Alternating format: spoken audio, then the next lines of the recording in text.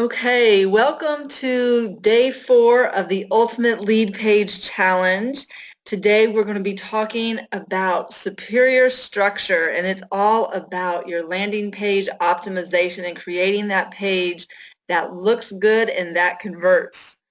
So we are going to jump right into this today, and here's what you'll be learning today. We're going to talk about the various lead page structures that convert, how to determine the best structure for your lead page, and the crucial relationship between your page structure and your ideal client. Now, when we are building these lead pages, there are many kinds of lead page structures that convert. However, there are typically 5 key elements that you need to pay close attention to when you're designing your lead pages.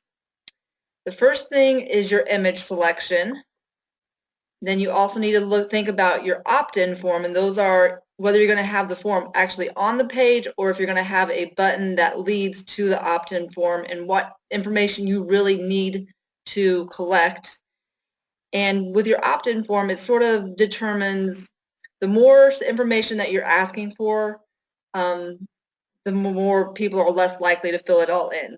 So the less information you ask for, the higher conversion. That's typically the rule when it comes to lead pages. So if you're just asking for an email, that is the easiest opt-in to convert. Now, if you're asking for a first name in an email, that would be second, first and last name email, that would be third, first, last email, phone number, that would be like, the more fields that you add, the less likely that people will fill them all in and convert. Another thing you have to pay attention to is your submit button. That is your call to action button and what you're going to want them to be doing. And your color scheme. You want it to be appealing to those ideal clients.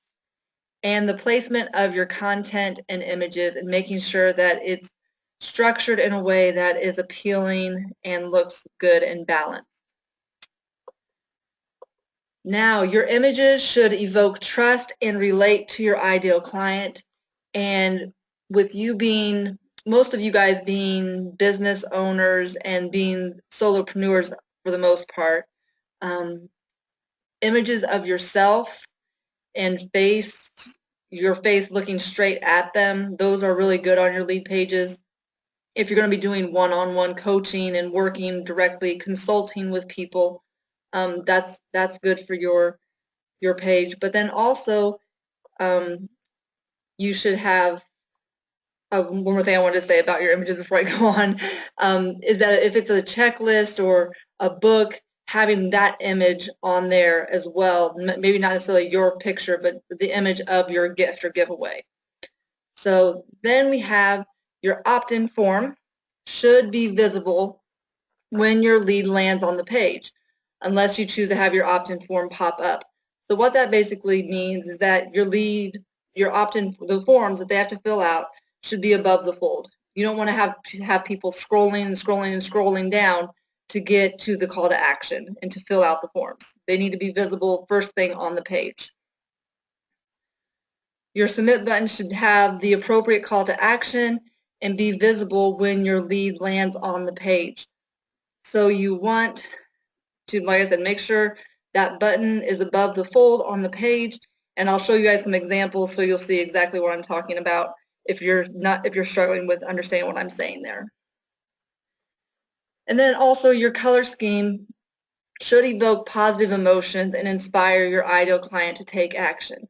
So you want to try and have whatever colors are in your brand, you want to try and stay consistent throughout and use those colors so that your ideal clients and customers are familiar with you and they know what to expect and what things should look like when they're coming from you. And then also your content and images should be balanced throughout the lead page, like I said before. So here's my first example.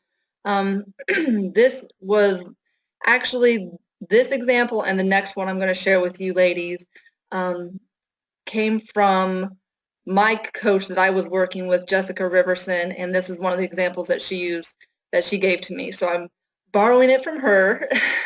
Want to give her credit where credit is due, because I think this is actually one of her clients. But as you can see, let's see if I can get my little arrow up here working. It did convert at a 65% rate, which is a great rate for a lead page. And as you can see, we have a clear headline with the 5-day Clear Your Block challenge. This is a picture of the person actually doing the challenge and leading it, and just a statement about what it is. A countdown is always good if you're going to be doing something live and there's an end date that people have to show up for. It's always good to have that countdown calendar if there's a live event happening. And instead of bullet points, she actually created a little video and had it on her lead page. And then she had her name and email address and the yes, sign me up button to, and that, like I said, it was above the fold because it was all on the page before it went over. Okay, so now the next one, this is Elena Vincent, and I actually know Elena. She's very nice. She is Russian and just a very wonderful lady and very super talented and knows what she's talking about. So her lead page, like I said over here, it converted at 70%. And here's an example where she had a picture of the gift, which was this ebook. And it actually had the picture of her on there, which is good, and her name, so it's building that brand recognition because I believe most of her stuff is branded with her name. And then, like I said before, this is one thing that I didn't talk about yesterday, but she uses the attention line because it says exactly who she's speaking to and who this information is for, which can be very beneficial. That way you're not getting people opting into your stuff that aren't your ideal clients. So that's something that you may want to think about adding to your lead page if your targeting may not be 100% on, and you want to make sure that you're getting your ideal clients opting in.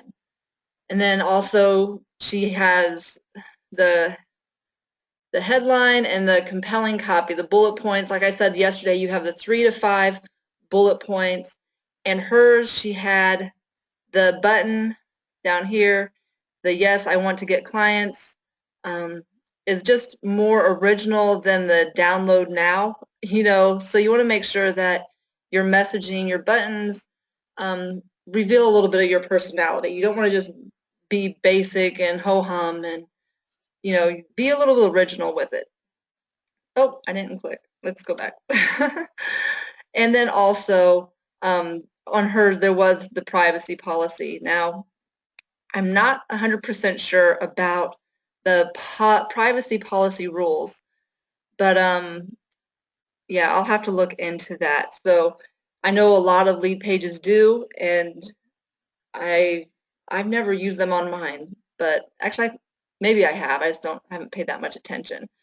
But we want to make sure that we are getting all of our information together and making sure that the pages are balanced. You see how the book compared to the text, it's all balanced. There's not so much text that it's overpowering the page, and the book's not like so super small, but it's balanced. There's a level feeling to the page here. So let's go ahead and go on to the next example that I have for you guys. And with this example, there's a few things that I wanted to look at.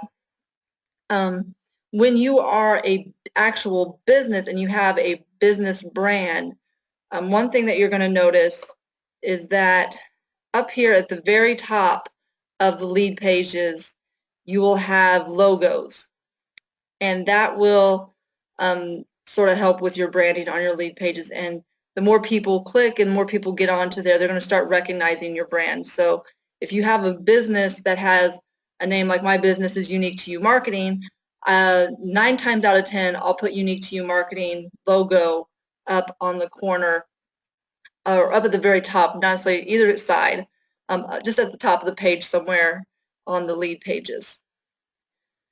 And then some of the things I wanted to point out in this copy on this page is, like I said, the business logo. It had the strong headline here, and yeah, the Don't Make Me Zoom, 7 Reasons Industrials and B2Bs Need Responsive Websites. And like I said, they have a lot of information in their form. and the button and the form are all above the fold. So like if this was on an actual web page, the page probably ends right here below the button, and they would have to scroll down to get the rest of this information.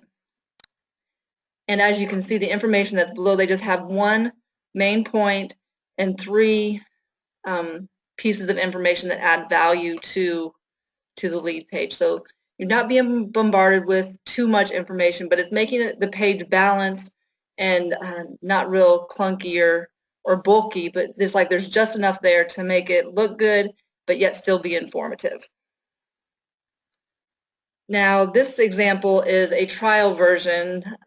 So if you're offering a free trial for something, this would be sort of a good format to use. And what I like about this page is the social proof. With this page, they have the social proof here at the top, which is trusted by over 275,000 businesses worldwide. And then they also have the social proof at the bottom because they have been in all of these press, Wall Street Journal, USA Today, Fast Company, New York Times, Mashable, all these places. So if you've been featured anywhere online or in any type of press, feel free to use that as social proof that you're an expert. And then also, like I said, the call to action is very clear because you're going to start your free 14-day trial. You have just an email address, which is the easiest form to get people to fill out, and just enough information, and they're very concise and they're bullet pointed so that it's easy to read.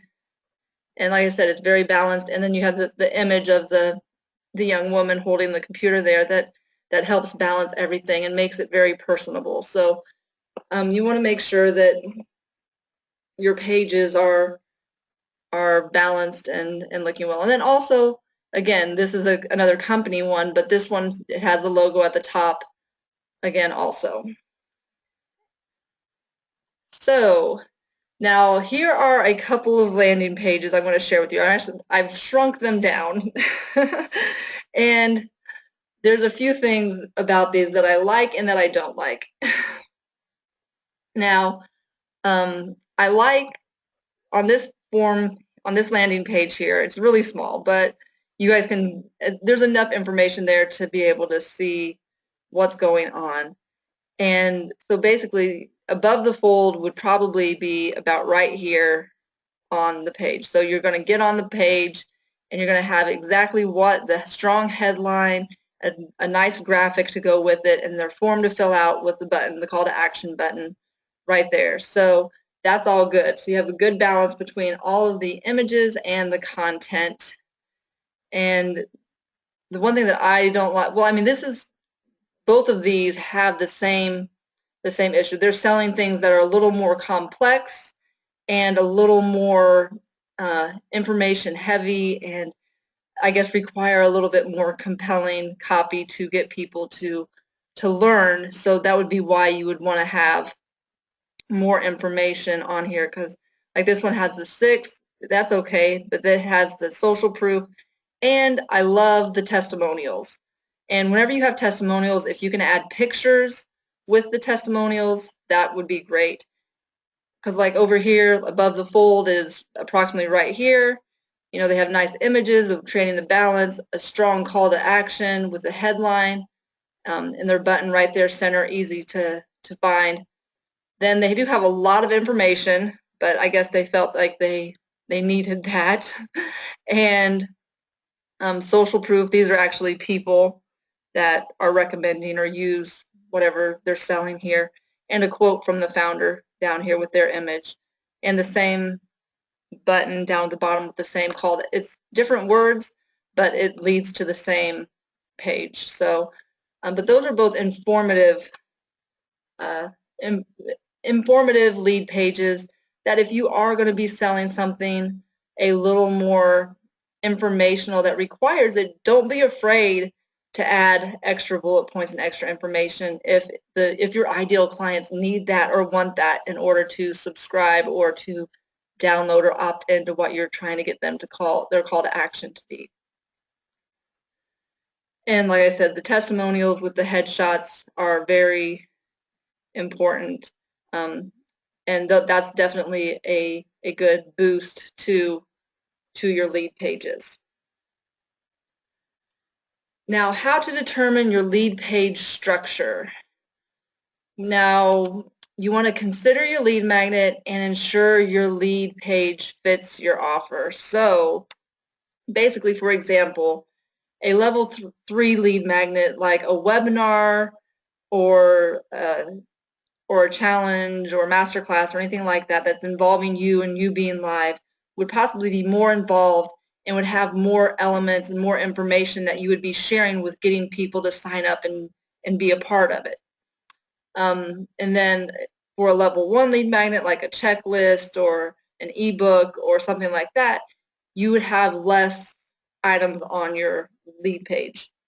So you wouldn't necessarily need, like I've said before, you may just need the headline with the title and the opt-in buttons or the opt-in spaces and the button to make those above the page and a nice image, and that could be it. So, and that might be all you need for a level 1 magnet. And then when you're considering your ideal client, ensure it's structured in a way that they can both appreciate and follow. You don't want to overwhelm them with so much information, but you don't want to leave them hanging and being like, I don't know if I want to do this or not, or I don't know if I need this, and then they don't opt in because they're not sure. So like I said, whatever we create, we always create it with our ideal client in mind. And like I said before, you're probably getting tired of hearing me talk about our ideal client, but everything that we do in our business is geared towards that ideal client. So like I said, all along we've been talking about the hot headline, the compelling copy, and the superior structure, and that's what is going to allow you to develop a lead page that converts. So the benefits of having a superior structure is that it ensures your ideal client will look over your entire lead page. Because it's appealing to them. They'll get on there, they'll look at it, they'll read what information you have, and then they will take the action. It'll make your ideal client feel like the page was uniquely designed for them because it speaks directly to them. It identifies those pain points and those goals that they're trying to achieve and find the answers for. And when you have a great structured lead page, it will increase your prospects of obtaining a new lead opting into your funnel and being able to then eventually convert them into one of your clients. So how do you incorporate superior structure? The first thing, you're going to need to determine the structure you should adopt, and then determine if you should use a lead page provider or hire a web page designer. Now, I'm going to spend a little bit of time talking right now about the different lead page companies out there. And personally, I have used 3 different lead page providers so far in my business since I've had my business. And of them all, my preferred vendor is called Lead Pages, and that's leadpages.net, I believe. And they have the easiest, and they have the most templates. I like the templates because I don't do a lot of my own design, so having the templates and I can change out colors, I can change out text, makes it really, really simple for me. And they have a lot, like I said, they have a ton of templates. And then also I've used ClickFunnels, which if you have an eye for design, ClickFunnels has an amazing tool in there, and it's very, very user-friendly and easy to use and easy to create lead pages in ClickFunnels. So if you can design your own pages from scratch, ClickFunnels is definitely an option that you should look into. And then currently I use Ontraport, and they actually have the option to build your lead pages in Ontraport, but I find it a little bit difficult, well, for me personally, because I don't have a lot of coding background. And so there's some places where you have to actually get in and do some coding. And my husband is a graphic, well, he's not a graphic, he's a web, he's an IT consultant, and he has a degree um, in IT and being a designer and stuff, and being to build software. So he knows how to code, but he doesn't always have time. And it's just easier for us to use Leadpages and then connect it to the Ontraport. So that's what we're currently doing for our business, is the Leadpage, and then with Leadpages, and then using Ontraport for all of our funnel stuff. But so it's really up to you about what Leadpage provider you go with, or how you get these lead pages built. Like I said, if you're doing it yourself and you're not really don't have an eye for design, go with leadpages.net. If you like to design and you can really do it up really nice, go with ClickFunnels, because the capabilities there are really good. Now, once you've done that, all that's left to do is really build your lead page. You've built your lead magnet. You've got your hot headline. You've got your superior copy and your compelling copy. And now we've talked about your superior structure, and you've seen some examples so that you know what is sort of standard on a lead page. Like I said, if you have a company, put the logo at the top. If not, make sure you have a picture of you with your name on there somewhere, maybe with your bio even in some cases. Then having the opt-in form and button above the fold so it's visible as soon as someone comes to the lead page. Those are really the main rules that you want to focus on and when you're creating these lead pages, to make sure that people are converting.